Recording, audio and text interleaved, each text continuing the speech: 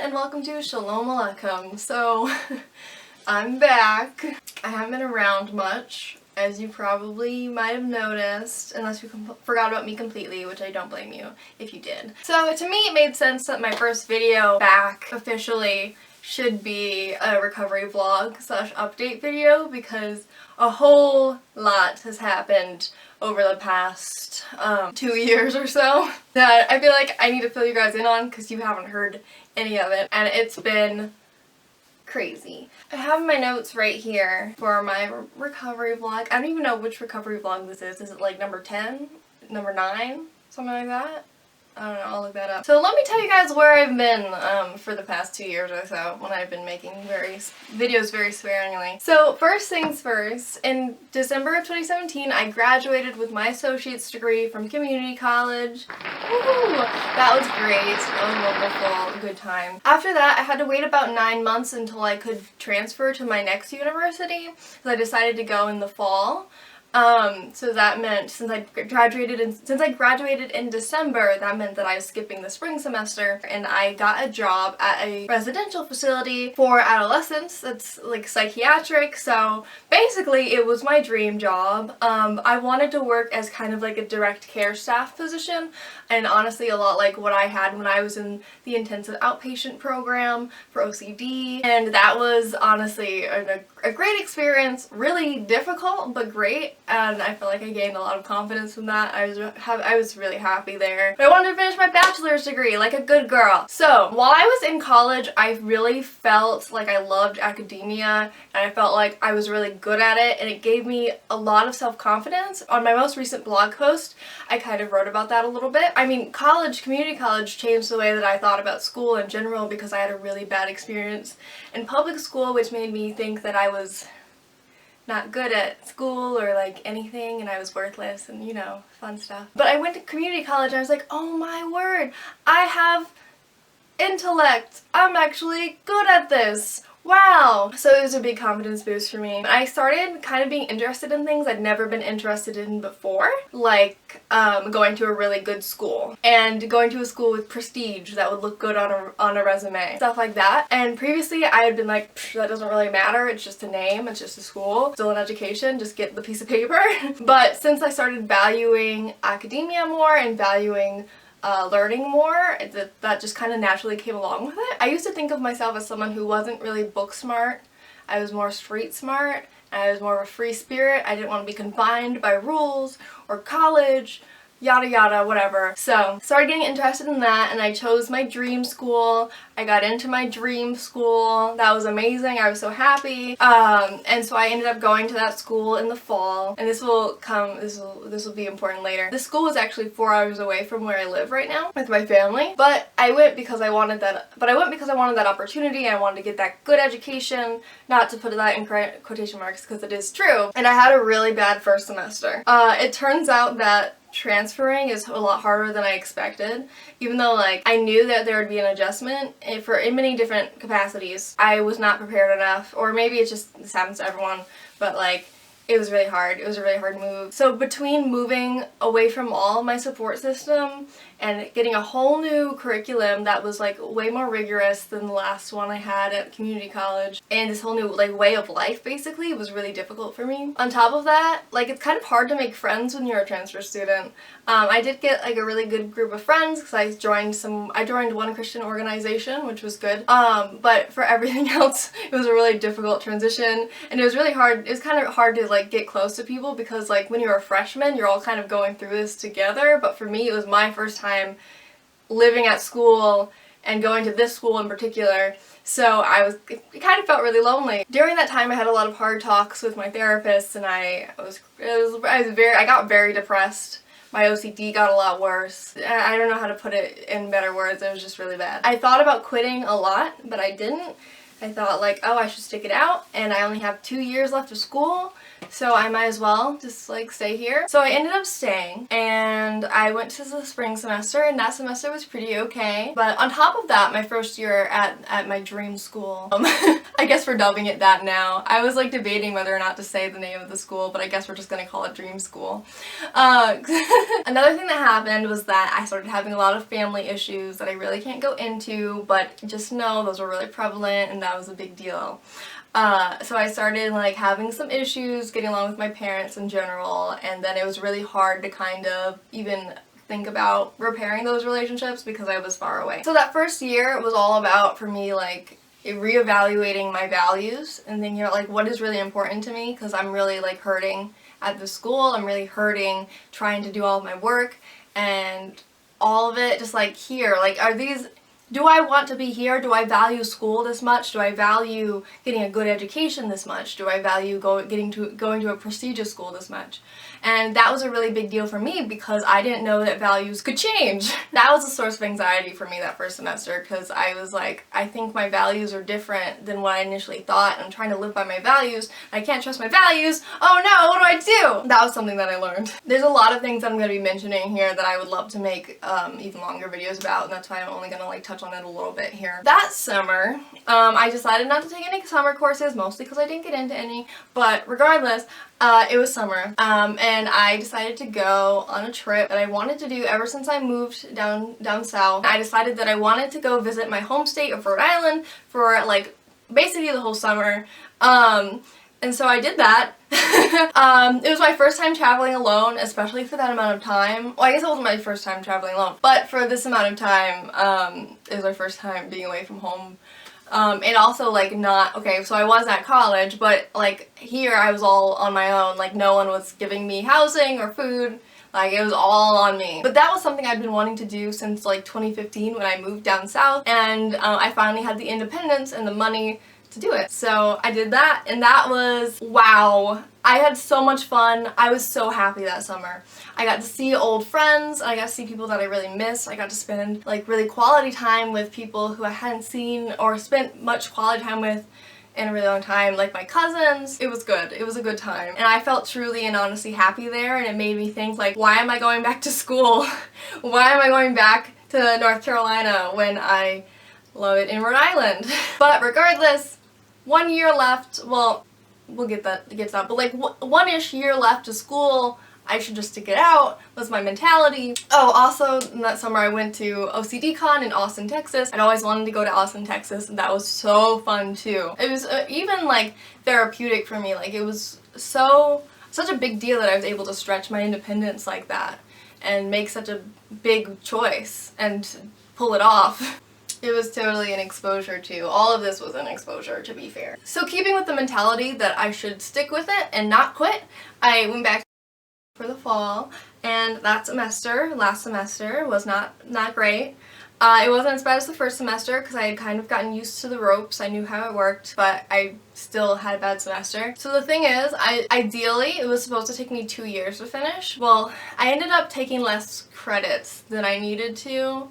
And also I lost a few credits my first semester because I was taking 5 classes and I couldn't handle it, and they were all really hard classes, and basically because I was naive to how hard it would be, I ended up I failed. No, I didn't fail anything, but I did drop 2 classes, so I ended up with like a part-time credit thing. It's so dumb. College is dumb. But like, it's still good though. Yeah, so I ended up having less credits than I needed, and it would have taken me actually, it would have taken me 1 more year to graduate after my last semester. So it was supposed to be until spring 2020, this semester. But instead it was going to be fall 2020, and I would have had to take summer courses in between. The fact that I had been thinking about quitting since the first semester, I thought seriously about it again, and I decided that waiting another year is just not worth it because I was so depressed and I was not following my values. My therapist always told me that people get depressed when they're not living by their values, and I found that to be true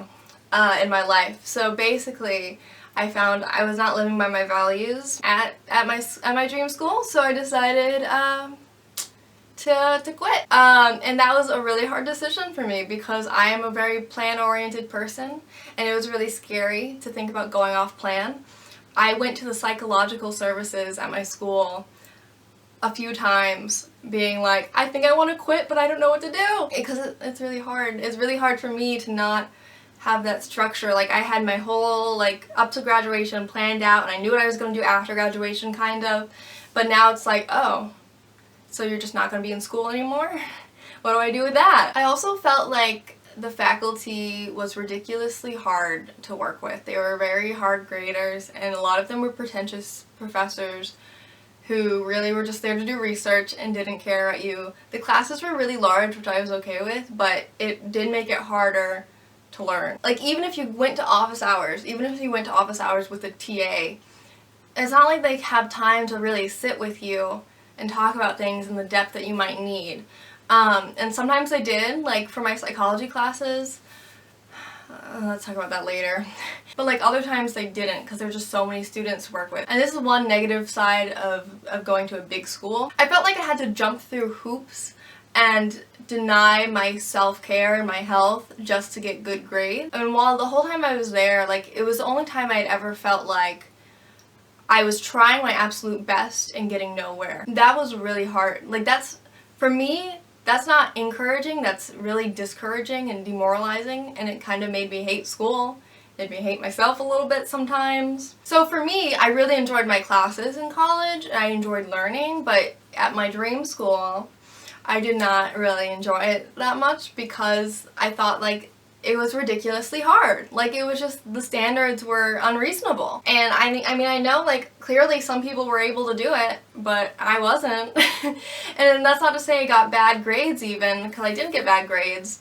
And like, you can expect at a school like this, you won't get straight A's all the time. I mean, you might if you're really good, but like, you expect that your grades will go down a little bit. Like, if you come from a community college to dream school, then it's going to, your grades are not going to be as good. Or if you got straight A's in high school, your grades are not going to be as good going to a school like this. But still, I struggled a lot just trying to keep my head above water in these classes sometimes, and that was really disheartening.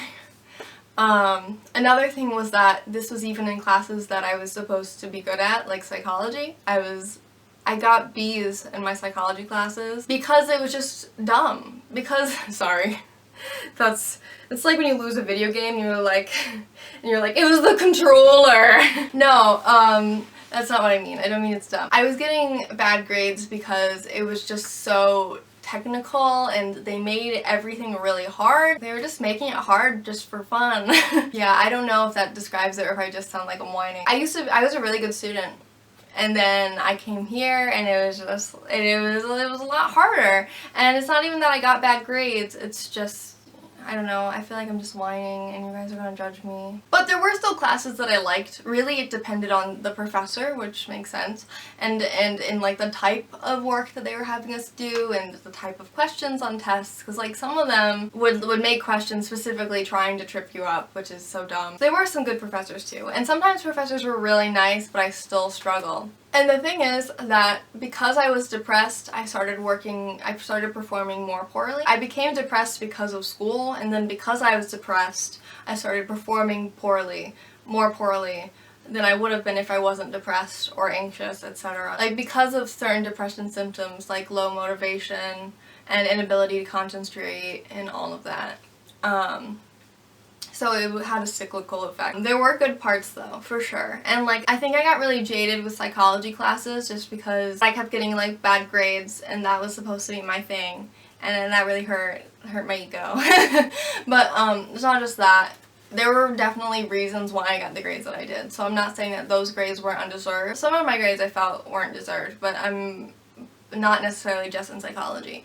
But like, for most of my psychology classes, they were pretty much deserved grades. It just really frustrated me that I felt like I was trying really, really, really hard and I was getting nowhere. And like, it's because of the school, but also my depression and fighting my health. It was just like a losing battle. But again, like I said, I didn't get like really bad. Like, my grades weren't even that bad. It was just a struggle to keep my head above water. and it was definitely would have been like impossible for me to get an A in some of those classes. However, I did really enjoy taking religious study classes, and I ended up getting a religious studies minor, and I was really good at those, which I think partially is because I am religious, so I have like a background of knowledge there, and I really enjoy learning about it, so it makes it easier, and it was new and fresh, which I think made it easier to enjoy. But also, there was a lot of new things that I learned, and that's like kind of why I really liked it. So I can't say it was all like, oh, I knew it all before, so it was an easy A.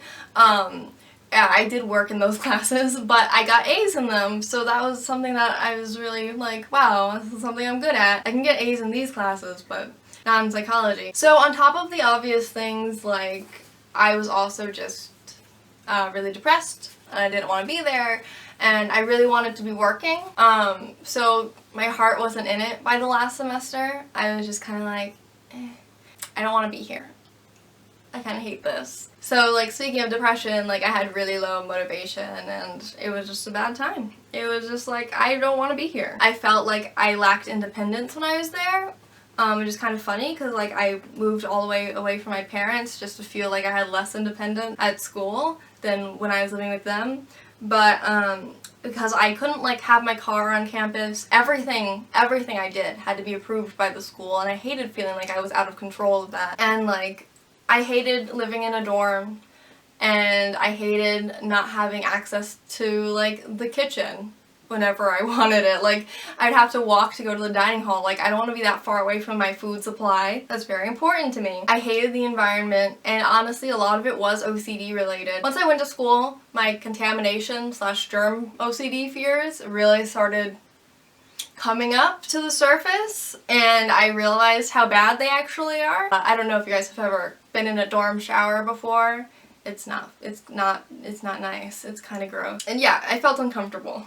I felt uncomfortable in non-OCD ways and in OCD ways. Lastly, like, I'm 23 now, and I felt like everyone there was younger than me, and I really didn't fit in. And I don't want to hang out with these people. I don't fit in with these people. I want to go work and be an adult, because I'm an adult. I'm a big adult. So this was a really difficult decision for me to make, because I was really worried about, was I slipping back into my old tendencies of quitting because something got hard, or because it made me anxious? But in the end, oh hi Muse.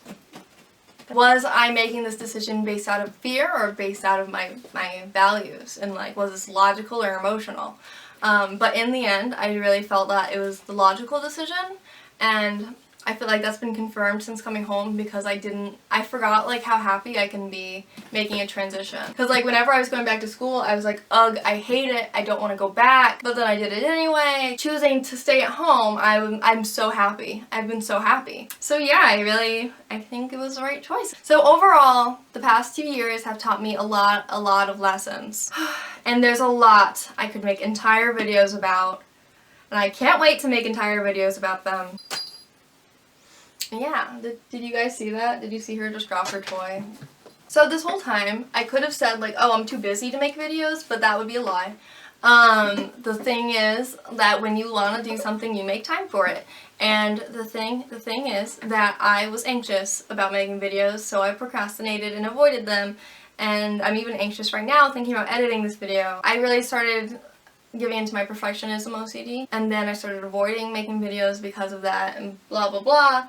I've been procrastinating. It's really hard for me to make videos right now, but it's a new year, and I have made a goal to make videos again consistently now that I am out of school and out of work at the moment. I think it's the perfect time to start making them again. And I'm anxious, but we're gonna do this exposure, and it's gonna be great. Because I definitely still have a lot to say. If I had nothing to say, I would stop making videos. But I don't. I have a lot to say. My brain juices are constantly coming up with new creative ideas, and I never get to, like, put them out there, so it's like, I don't want to be gross, but it's like constipation of my creativity. I'm so sorry I said that. I'm so sorry to the people who are scared of. Anyway, thank you guys for watching my video. I'm sorry for being gross, but yeah, I'm back. It's good to see ya, and I will talk to you guys next time.